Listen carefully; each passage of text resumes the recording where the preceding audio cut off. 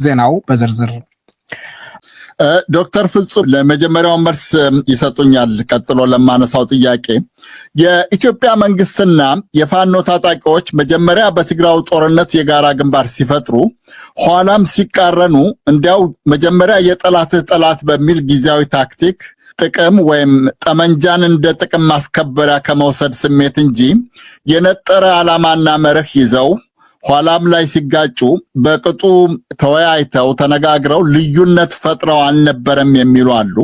በዚህ ምክንያት ሁለቱም ግልጽ የስትራቴጂ ስህተት ፈጽመዋል ይላሉ። የእርስዎ ሐሳብ ምንድን ነው ዶክተር ፍጹም? ወደ ጦርነት እንዲገቡ ያደረጋቸው የድርድር አማራጭን ሞክረውት ሳይሆን በቃ አንተም በለው አይነት ነገር ተባብለው ነው የሚል ነገር ነው ያለው። ወደ መሰረታዊ ነገሮች እንሂድ። ዛሬ ኢትዮጵያ ላለችበት ሁኔታ ለትግራይም ጦርነት ሲሆን ዛሬ በአማራ ክልል ለሚካሄደው ጦርነት ምክንያቶቹ 3-4 ናቸው ብዬ አስባለሁ። ግን አንደኛው ዋናው ምክንያት የኢትዮጵያ ህገ መንግስት ነው። የኢትዮጵያ ህገ መንግስት ማለት ልክ አንድ ነዳጅ የጫነ ቦቴ ቀዳዳ ያለው እያፈሰሰ ከላይ ጀምሮ ወይም ከታች ጀምሮ ወደ ላይ ሄዳል ማለት ነው። እያንዳንዱን ወረዳ እየነካ ማለት ነው። ያ ቦቴ አጠገብ አንድ ሰው ሲጋራ ቢለኩስ አገሩን ሁሉ ያነደዋል። የኢትዮጵያ ህገ መንግስት ነው ለዚህ ሁሉ ምክንያት ሲሆን አብይ አህመድ ያ ሲጋራ የለኮሰውን ግለሰብ አርገህ አስቦ ማለት ነው። ስለዚህ ኢትዮጵያ አሁን ላለችበት ሁኔታ ባለፉት 34 ዓመታት አንደኛው ምክንያት የሆነው የኢትዮጵያ ህገ መንግስት ያንን ደግሞ ለማስፈጸም ስልጣን ላይ የሚቀመጡ ሰዎች ናቸው እና አብይ አህመድ እና መለስ ዜናዊ እና ሌሎቹ ማለት ነው። ስለዚህ ዛሬ ፋኖ አንድ ላይ ሆኖ ቲፒኤልኤፍን ወጋ ከዛ በኋላ እንዲሆነ የሚለው ነገር አርቲፊሻል ነገር ይመስለኛል። ዋናው የዚህ ስረ መሰረቱ ችግሩ አንደኛ የኢትዮጵያ ህገ መንግስት ነው፣ ሁለተኛ ለማስፈጸም የተቀመጡ ሰዎች፣ አሁን ደግሞ አብይ አህመድ፣ ሶስተኛ ቀደም እንዳልነው የፖለቲካ ባህላችንን ወደ ጠረጴዛ ዙሪያ አምጥተን እንፍታው የሚል ባህል ባለመኖሩ፣ አራተኛ ደግሞ ሞስት ኢምፖርታንት ባለፉት 50 ዓመታት ከተማሪ እንቅስቃሴ ጀምሮ በኢትዮጵያ ስርዓተ መንግስት ላይ ቁርሾ የነበራቸው ሰዎች በአማራው የተባለው ማህበረሰብ ወይ ደግሞ የሰሜኑን የተባለው ማህበረሰብ ነፍጠኛ እንደዚህ የኢምፓየር ተስፋፊ እያሉ የተጠኑ ጥናቶች የተደረጉ የፖለቲካ እንቅስቃሴ ባለፉት 50 ዓመታት የተደረጉ እንቅስቃሴዎችና በዛ ውስጥ የተሳተፉ ሰዎች የዛኔ ወጣት የነበሩ አሁን ግን ዛሬ አዛውንት ሆነው መንግስትም ውስጥ ያሉ መንግስትን የሚመክሩ ሰዎች በኢትዮጵያ ስቴት ላይ ያላቸው ቂም፣ ጥላቻ እነዚህ ናቸው ለዚህ ሁሉ የዳረጉን ማለት ነው። ከዚህ በኋላ እንግዲህ ምንድነው አሁን ፋኖ አንደኛው የዚህ የእምቢተኝነቱ መገለጫ ነው። ግን የዛሬ 4 ዓመት እኮ የአማራ ክልል ላይ በሁሉም ቦታዎች አማራ ክልል ተብሎ በተሰየመው ቦታ ላይ በሁሉም ቦታዎች እኮ ሰላማዊ ሰልፍ ተደርጎ ነበር። መብታችን ይከበር ምናምን መጀመሪያ ያን የተደረገው ማለት ነው። ገበሬ ሁሉ ጅራፍ ይዞ የወጣበት ኤግዛክትሊ ኤፕሪል 23 ማለት የዛሬ 4 ዓመት ብናይ ወደ ኋላ ሄደን ሰላማዊ ሰልፎች እኮ ነበሩ እና ምንድነው ሰው የመብቱን ለማስጠበቅ የሚሄድባቸው በሮች ከተዘጉበት እንግዲህ ወነፍጥ ያነሳል ማለት ነው። ይሄ ኢትዮጵያ ላይ ብቻ ሳይሆን ሌሎችም ሀገሮች የተሞከረበት ነገር ነው። ማየት ያለብን ምንድናቸው ለዚህ የዳረጉን እንጂ ትናንትና ፋኖና አብይ ሆነው ከቲፒኤልኤፍ ጋር ተዋጉን። ቲፒኤልኤፍ እና አብይ እኮ አንድ አይነት ዓላማ ያላቸው ሰዎች እኮ ናቸው። የተጣሉት እኔ ልንገስ እኔን ታዘኛለህ እኔን አታዘኝም በሚል ነው ጦርነቱን የጀመሩት። የፋኖ ዛሬ ነፍጥ ያነሳበት ምክንያት እንዳልከው የጠላት እንምታና ከዛ በኋላ ያ አይደለም። ዋናው የአለፉት 50 ዓመታት በተለይም ባለፉት 34 ዓመታት እንደ ከስር እንደ ሳተ ገሞራ ሲነድ የነበረ የጭቆና ቀንበር ለመጣል የተደረገ የሚተኝነት አንደኛው መገለጫው ወይም ደግሞ የመጨረሻው መገለጫው ነው ብዬ ነው የማምነው።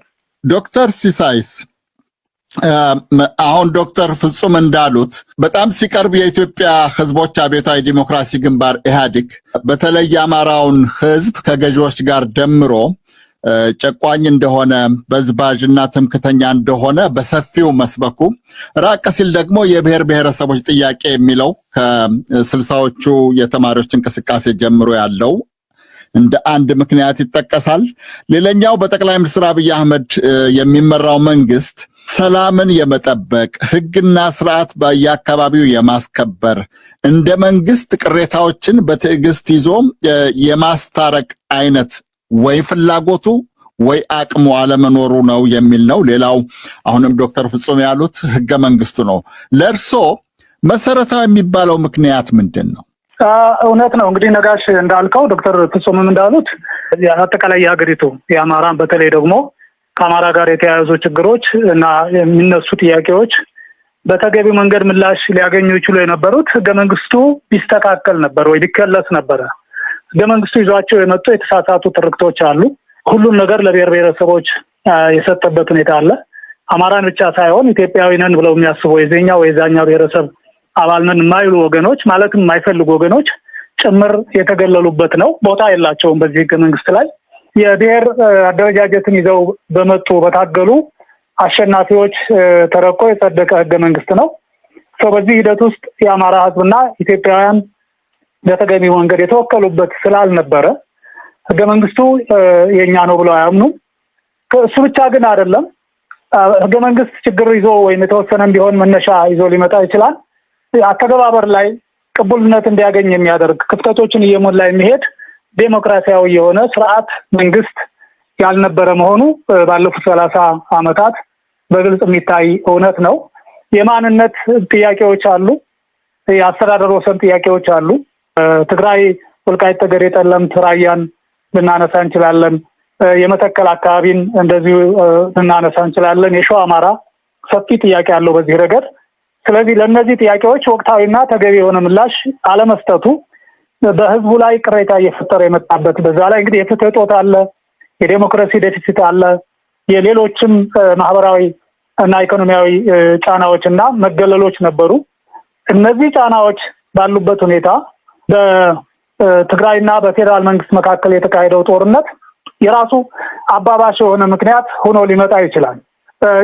እርግጥ ነው የአማራ ታጣቂዎች የፋኖችና የአማራ ልዩ ኃይልም ጭምር በጦርነቱ ተሳትፏል። በጦርነቱ የተሳተፈው የፌዴራል መንግስቱ ጥሪ ስላቀረበ እንደ ሌሎች ክልሎች ሁሉ ምናልባት የአማራው ለየት የሚያደርገው ቅርብ አዋሳኝ ስለሆነ በዛ ላይ ባለፉት 27 ዓመታት በህወሓት መሪነት የአማራ ህዝብ ላይ የተፈጸመ ግፍና በደል በመላ ሀገሪቱ ያስመረረው ህዝብና ፖለቲከኛ አለ።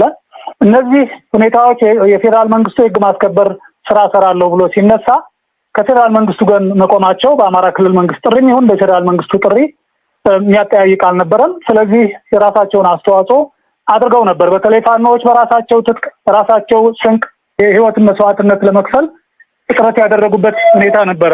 ይሄ ሁኔታ በሰላም ስምምነት ሲቀለበስ የሰላም ስምምነቱ ተሳታፊ አካል አልነበርኩም እሱ ሊያከራክር ይችላል። ግን ዋናው አባባሽ ሆኖ የመጣው በአማራ ታጣቂዎችና ልዩ ኃይል ላይ የተወሰደው እርምጃ ትክክል አልነበረም። አንደኛ ፋኖችን ማሳምኖ ወደ ትክክለኛው መስመር እንዲመጡ ማድረግ ሳይደረግ ነው ትጥቃቸውን ፍቱ ተበተኑ የሚል ጥያቄ መደበኛ አደረጃጀት እያሉ እየፈረጁ ወደዛ የተወሰደው። ሁለተኛ በድንገት ትጥቃችሁን ትፈታላችሁ ወደ ፖሊስ አሊያም ወደ መከላከያ የምትሄዱ ትሄዳላችሁ፣ ሌሎቻችሁ ወደ ቤታችሁ ትመለሳላችሁ ሲባል ከአማራ ልዩ ኃይል ውስጥ በጊዜው ቁጥሩ ባይታወቅም በተለይቶ 50% የሚሆነው ይሄን አልቀበልም ብሎ ወደ ጫካ ወደ ፋኖ የተቀላቀለበት ሁኔታ እንደነበረ የራሳቸው የመንግስት ባለስልጣናትም የመሰከሩት እውነት ነው። ቅድም ዶክተር ፍጹም እንዳለው 2013 አጋማሽ ጀምሮ በአማራ ክልል ከተሞች ትልቅ ህዝብ ያነቃነቁ ሰልፎች ነበሩ። ከሰላማዊ ሰልፍ ወደ ሰይፍ ነው የሚቀየረው ተቃውሟችን የሚል ሁሉ ስሜት ነበረው። ይሄን አዳምጦ መፍትሄ ከመስጠት ይልቅ የፌዴራል መንግስቱም ያው ጫጫታ ነው ብሎ አቃሎ አውርዶ የማየት ነገር የፈጠረው ግጭትና አሁን ደረጃ የደረሰበት ሁኔታ መኖሩን ነው የሚያሳየው።